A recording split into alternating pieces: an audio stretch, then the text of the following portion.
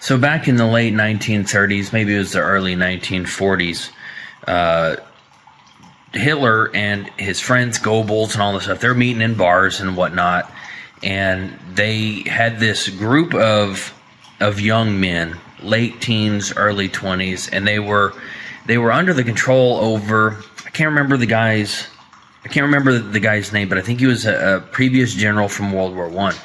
Anyway, these guys wore brown clothes, and they got the name the Brown Coats. And they went around, and while Hitler ran for office, and he didn't win the first time. I'm trying to remember all of my history. So what these guys in these brown outfits did is they went to all of the meetings of people that they disagreed with, and they disrupted those meetings. They found people in the streets, and sometimes they even killed them, but they beat them with bats and those kinds of things. But they held their own protests. They terrorized the other party so that in the attempt that they wouldn't get together and talk about the things that they wanted to talk about, things that were maybe a little bit more freedom related. Now, don't get me wrong. There's a lot of complicated things, taxation, land, reparations.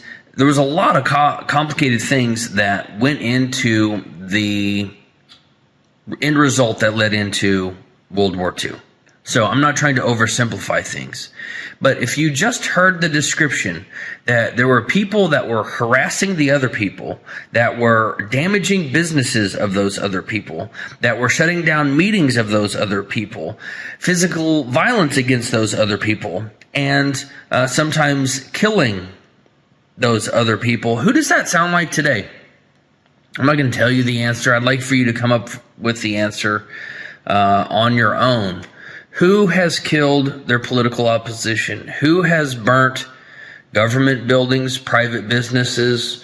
Which side, on the other side, is perhaps afraid to speak up for fear of violence against them and their families? We talk about opening a history book.